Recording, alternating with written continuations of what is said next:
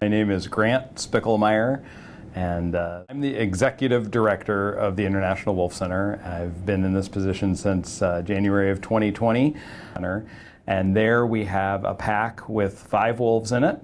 And we have a museum exhibit and programs, and it's open to the public. So there are 2 species of wolves in the United States, gray wolves and red wolves. Now there are many different types of gray wolves, so a lot of times people think there are more species than that. So for instance, we have 2 male wolves that are the Arctic subspecies of gray wolf, and they're white. So even though they're gray wolf species, they're white, Axel and Grayson. And then we have 3 other wolves that are of the northwestern subspecies, which is the same type of gray wolf that you'd find in like Yellowstone National Park and out in the Mountain West. They're very endangered. Actually, both gray wolves and red wolves are listed on the endangered species list, but red wolves are much more critically endangered than gray wolves are. And with a lot of endangered species, the answer ultimately becomes people, right? But it's different reasons for different animals. For wolves, one of the major reasons that they have been threatened in the past and have become close to extinction is having to do with the fact that they really don't like living around people. They need wild habitat with lots of deer or elk or moose, the animals that they eat. And they don't like being around noisy, smelly, loud people. And so as we build our kind of civilization, our roads and our houses, they get pushed further and further back. And then there is some outright hostility towards wolves. There are people who fear wolves. There's a lot of mythology around wolves. Little Red Riding Hood, 3 Little Pigs. Wolves have been cast as the bad guy. People talk about wolves and the myths about wolves. I actually feel like it's about as bad now as it's been in my 30 years of teaching about wildlife. There are just myths and misinformation about wolves that gets promoted, especially on social media.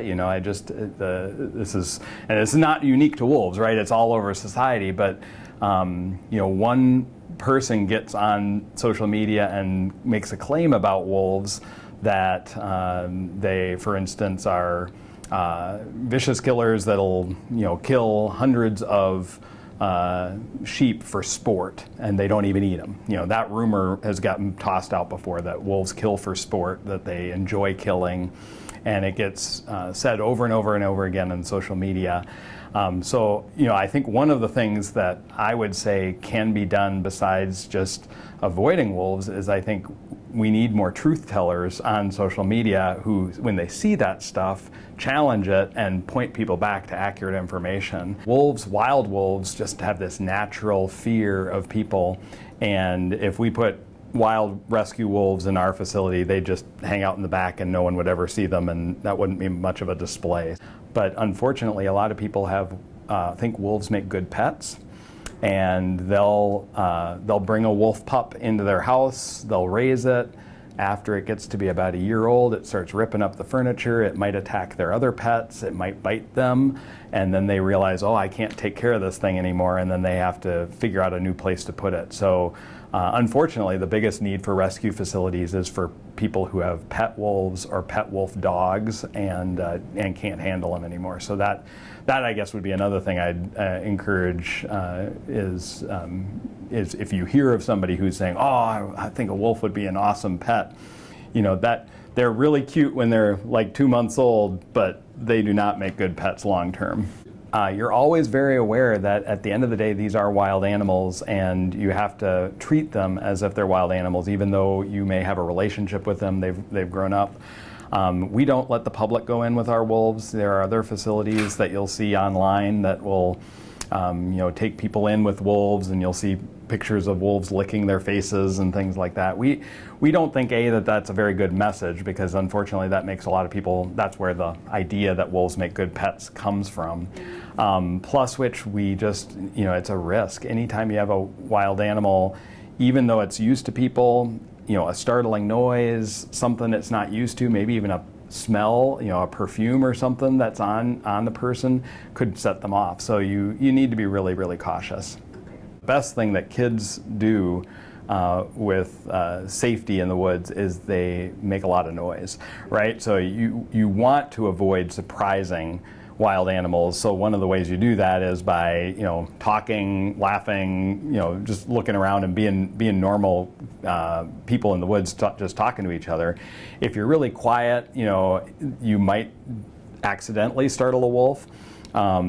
Most likely a wolf is not going to attack you. Their first instinct is going to be to run away, get away from you. If you did happen upon a wolf, probably your best bet is to stand, make yourself look very big, make a lot of noise, clap, yell, shout, do whatever you can to just kind of intimidate that wolf and make it go away.